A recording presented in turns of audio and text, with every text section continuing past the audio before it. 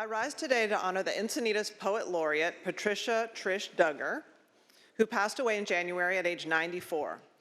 I'll begin with words from well-known fellow author Steve Cowett that capture her spirit and essence. Trish Duggar is a deliciously good poet, sassy and clever.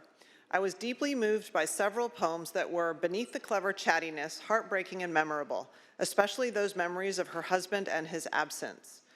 Trish Duggar likely relished the swath of emotions from sassy to heartbreaking that described the vibrancy of her poetry, and also recognized the profound loss that she felt when her husband and soulmate, Grant Duggar, passed away in 1998. She credited Grant for introducing her to the local poetry community, where she thrived and shared her personal passion for poetry. It came as naturally to her as breathing. Through poetry, she artfully expressed her every thought and feeling about absolutely everything in her life. Trish left an indelible legacy when she passed away on January 22, 2024. Her infectious smile graced the covers of 2 retrospective volumes with over 700 of her poems that gave her special joy because they were a work of love by her granddaughter, Mimi. Another book entitled Scrambled featured landmarks of Cardiff by the Sea, a community she called home for 73 years. By 1998, she co-founded the Full Moon Poets that hosted annual poetry slams. This led to her being named the first honorary Encinitas Poet Laureate in 2005. On December 13, 2023, the mayor bestowed the official title of Encinitas Poet Laureate on Trish Duggar at the age of 94.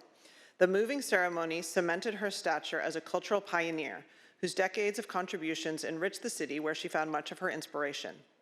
Trish transfixed all who witnessed her transformation into dramatic personas whenever she gave voice to her written words. She knew every word to every poem by heart and never missed a chance to share them with her husband, 4 children, 6 grandchildren, and 4 great-grandchildren.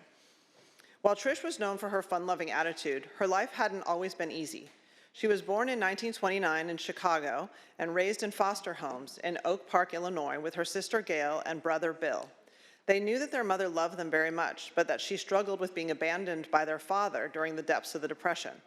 Fortunately, her mother, Opal Sanders, remained a close part of her children's lives even when they moved to California. In 1952, after 2 years of college, Trish married the true love of her life, Grant Duggar, a young Marine in a sharp uniform who understood her because he too was raised in orphanages. Like so many others, they moved to the San Diego area by way of Camp Pendleton, where Grant was stationed during the Korean War.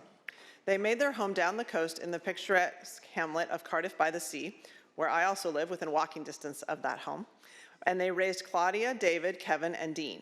They welcomed all who crossed the footbridge over the creek into their home in the lush little canyon just a stone's throw from the Pacific Ocean.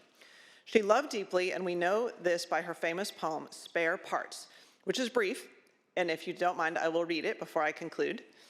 We barge out of the womb with 2 of them, eyes, ears, arms, hands, legs, feet. Only 1 heart. Not a good plan. God should know we need at least a baker's dozen of hearts.